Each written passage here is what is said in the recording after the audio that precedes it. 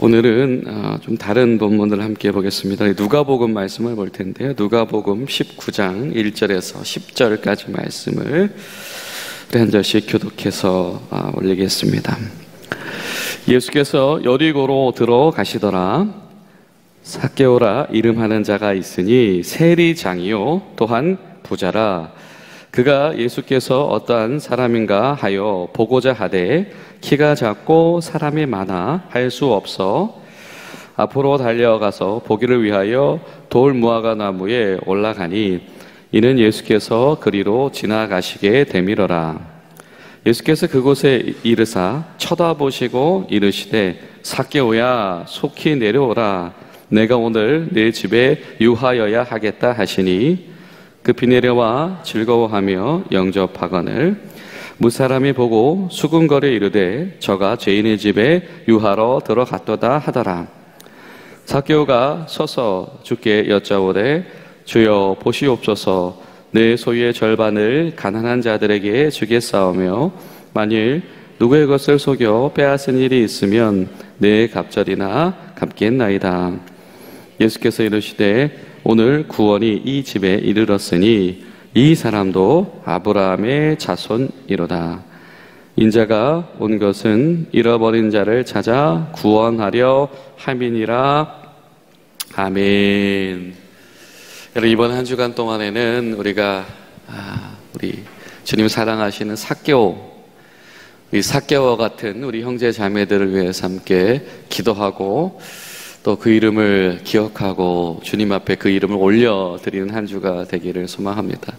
여러분, 삭개오는 어떤 사람이었을까요? 여러분, 삭개오 인생 가운데서 가장 중요한 것은 그의 인생에 찾아왔던 단절, 동족들과의 단절, 하나님과의 단절 가운데서 예수님께서 그 앞에 나타나 주셨고 예수님께서 그의 이름을 불러주심으로 시작되어지는 변화된 삶을 산 사람이고, 그리고 평생을 그 버팀목 속에서 예수님의 불러주심 속에서 살아갔던 바로 그러한 사람입니다.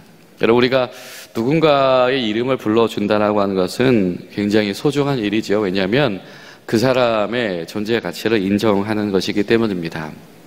오늘 성경은 삭개오를 이렇게 소개합니다. 삭개오는 세리장이었고 부자였다. 그리고 사람들 사이에서 그는 죄인이다 라고 여겨졌다. 그리고 예수님 보시기에 그를 위해서 예수님께서 가장 해주고 싶으셨던 말씀은 이도 다른 하나님의 백성들처럼 그도 아브라함의 후손이다. 그도 역시 하나님의 언약 안에 있는 그 한 사람이다 라고 하는 것입니다. 그렇습니다. 삭개오는 사람들의 인식 가운데서 그리고 실제적으로 자신이 살아가는 삶 속에서 이 극심한 이 단절을 경험하고 있었던 인물인 것 같습니다. 여러분 어떠신가요? 여러분이 요즘 기억하고 있는 단절된 분들이 누가 있으신가요? 우리가 신앙 공동체 가운데서 이 단절된 분들, 또 예수님과의 관계 속에서 이 단절된 분들, 아니면 아직 주님 앞에서 연합되어질 기회를 가져보지도 못한 분들이 여러분 가운데 있다라고 한다면 이번 한 주 동안에 우리가 집중해서 그분을 위해서 기도하는 시간 될 수 있기를 바랍니다. 이 삭개오 이야기는 정말 짧지만 너무 유명한 이야기이죠. 이 여리고라고 하는 성읍으로 예수님께서 들어가셨다. 가장 오래된 고대 도시 중에 하나이고 일찍이부터 오아시스를 끼고 있어서 많은 사람들이 왕래하였던 도시. 근데 거기에서 세리장을 하고 있었던 인물이다라고 하는 것이죠. 그는 단절된 인물, 또 그를 묘사한 인물은 표현은 뭐냐면 그는 굉장히 키가 작았다. 사람들 인식 가운데서 그 어디에도 나와 함께하는 인물이라고 하는 이 의지를 가질 수 없는 사람이었는데요. 이런 고대 로마는 이 도시화를 굉장히 추구했죠. 주요 거점 지역들마다 이 도시를 건설하려고 했습니다. 그리고 그 도시 건설의 핵심은 바로 이 교통로의 정비였죠.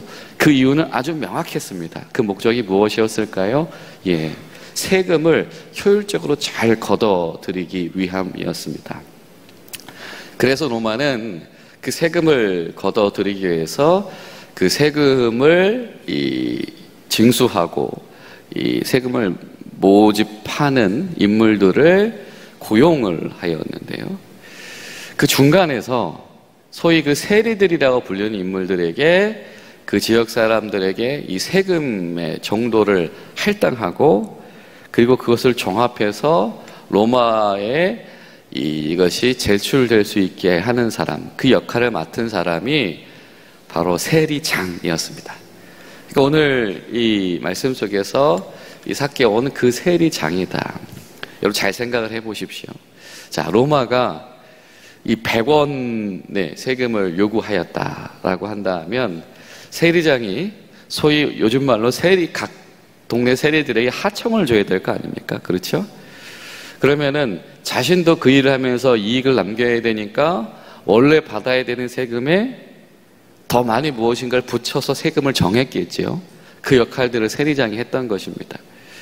근데 세리장이 그렇게 동네별로 이 세금을 할당해서 정하면 각 지역의 세리들은 또 거기에서 또 자기 이윤을 남겨야 되니까 또 붙여서 세금을 부과를 했겠지요.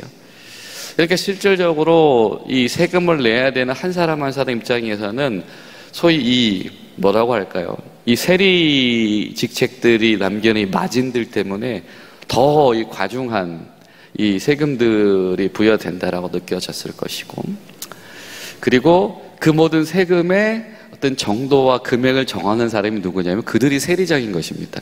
그러니까 그들이 보기에, 이 주변 사람들이 보기에 세리장은 아주 굉장한 밉상이었죠. 자, 그는 세리장이고 부자다. 이 말 이면 가운데는 세리장은 당연히 부자가 될 수밖에 없다. 그 부자가 된 세리장은 사람들 보기에 아주 지긋지긋한 인물이었다. 그리고 부자가 된 이 세리장은 다른 사람들이 보면 어떻게 해서든지 깎아내리고 싶어 할 만한 인물이었고, 그 세리장이 자신들과 같은 동족이라고 여기지도 않았을 뿐더러 그가 이 하나님의 약속 가운데 서 있을 거라고는 아무도 기대하지 않았다라고 하는 것입니다. 자, 여러분, 이러만한 장벽이 어디 있을까요? 여러분, 우리가 정말 이 각가지의 이유가 있을 수가 있습니다. 어떤 개인이 우리 사람들과의 이 관계의 장벽을 쌓게 되어지는 데는 정말 많은 이유가 있을 수 있겠죠. 또 이 신앙생활을 하고 있다가, 영적 생활을 하고 있다가 어느 순간부터 주님 앞을 떠나고 예배 자리를 떠나고 기도의 자리를 떠나고 또 이 신앙 공동체와의 관계의 자리를 떠나 있는 분들에게 또 많은 이유가 있을 수가 있습니다. 그런데 어찌되었든 그런 이유들이 그 한 개인으로 하여금 큰 장벽이 되어져서 더 이상은 이 관계 속으로 나오지 못하게 만든. 아, 그래, 너희들은 그럼 그렇게 살아라. 그래, 나는 세리장이야. 뭐 어쩌라고. 이렇게 살아가는 사람들 많았겠죠. 저 사람은 세리장이니까 부자지. 부자 되려고 세리장 했냐? 부자 되려고 우리를 그렇게, 우리 등에 그렇게, 착취의 관을 꼽냐? 이런 마음들을 점점 가져나갔던 것처럼 뭔가 마음속에서 계속해서 재생산되어지는 아마 단절의 이유가 있을 것입니다. 아마 어떤 분들에게는 개인과 개인에 의해서 생겨진 어떤 상처와 다툼으로 인한 그런 마음의 멍듦이 있을 수도 있을 것이고, 때론 어떤 분들은 정말 이 중요한 시기와 또 곤경에 처해 있을 때 정작 교회 공동체로부터 신앙 안에서 그 해답을 얻지 못해서 그 상황 속에 허탈함을 경험하고 교회를 떠나간 이들도 있을 것이고, 또 어떤 이들은 요즘에 그런 일들이 많겠지요. 어떤 지적인 충격, 신앙 이외의 가치들이 가져다주는 어떤 장벽들로 인하여서 생긴 단절의 벽이 더 이상은 신앙 안으로 이끌지 못하는 그런 일들을 만난 분들도 있을 것입니다. 아마 이들 모두가 바로 이 단절을 경험하고 있는 분들일 겁니다. 아니면 애초부터 기독교인들은 나와 상관없는 사람이야, 혹은 반대로 저 사람은 예수 믿기 힘들 것 같아 라고 하는 그런 인식 속에서 오랜 시간을 살아오면서 안타깝지만 저 사람은 구원의 약속의 후예가 아니야 라고 여겨지는 분들이 계실지도 모르겠습니다. 여러분, 그런 분들을 이번 주에 우리가 함께 그런 분들을 위해서 기도할 것은 삭개오를 만나기 위해서 그 여리고 성읍을 방문해 주신 예수님. 오늘 성경은 아주 명확하게 목적을 제시하죠. 예수님께서 그 여리고 성읍, 사람도 얼마나 많고 만날 사람도 많았는데 굳이 삭개오가 올라와 있는 그 시선 앞으로 주님께서 다가가셨다. 그리고 주님께서 불러주셨다. 삭개오야, 내려와라. 여러분, 이번 한 주간 동안 기도하실 때 주님, 내가 사랑하는, 내가 기억하는 삭개오의 삶 가운데 다가와 주시옵소서. 그리고 그를 삭개오야 내려와라 라고 불러 주시옵소서. 내가 내 집에 가서 너네 집에서 잠도 자고 너 먹으면서 너와 교제해야 되겠다. 관계 맺어야 되겠다. 주님, 그렇게 말씀해 주십시오 라고 여러분 기도하는 한 주간 될 수 있기를 간절히 소망합니다. 바로 한 사람의 이 변화는 이 주님을 만나는 사건, 주님께서 불러주심을 듣는 사건으로부터 시작될 것입니다. 우린 그것을 위해서 기도하는 것이죠. 자, 그리고 우리가 또 한 가지 기도할 것이 있다라고 한다면, 삭개오가 이게 복이 있으려고 그러는지 뭐냐면 이 돌무화과 나무 위로 올라갔다. 그 모습을 보고 사람들에게 더 주목받아서 비웃게 될지언정 그 나무 위로 올라갔다라고 하는 겁니다. 여러분, 근데 이것은요 복이 있는 행동이죠. 왜 그렇습니까? 왜 그렇습니까? 시편 1편이 말씀하지요. 시편 1편은 복이 무엇이냐, 행복이 무엇이냐라고 이야기를 합니다. 행복은 무엇이라고 이야기합니까? 악인의 길을 따르지 아니하고 죄인들의 길에 서지 아니하고 오만한 자의 자리에 앉지 아니하고 그런 사람은 반드시 어떻게 하게 되어져 있다? 그렇지, 오직 주의 율법을 즐거워하여 그 율법을 주야로 묵상하는 자다. 어떻게 해서든지 하나님의 말씀을 들어볼까, 밤낮 그 마음을 마음속에 염두에 두는 자다. 오늘날 말로 이야기하면 영적인 탐구심이 있는 사람이다 라고 하는 것이죠. 자, 영적인 탐구심이 있는 사람은 어떤 사람이다? 복이 있는 사람이다. 삭개오에게는 이 순간 이 영적인 탐구심에 시동이 걸렸습니다. 올라가야 되겠다. 예수가 누구라고. 사실 이 세리장 정도 됐으면 아마 그도 세리부터 시작했을 거 아닙니까? 그러면 오랜 시간 동안에 자신 노력도 했을 것이고 또 이미 미움도 받고 그러면서 얼마나 많은 마음의 벽이 생겼을까요? 그가 소위 저기 가난한 사람들이 열광하는, 아픈 사람들이 열광하는 예수님을 만나볼 생각을 하는 것이 그냥 당연한 일이었을까요? 저는 결코 그렇지 않았을 거라고 생각을 합니다. 이것은 정말로 하나님의 은혜고 성령님의 인도하심이지요. 그 삭개오에게 영적인 탐구심이 시동이 걸려서 그가 나무 위로 올라갔다. 그래서 오직 예수님은 삭개오만 바라보고 삭개오는 예수님만 바라보는 사건이 그의 삶 가운데 일어난 것입니다.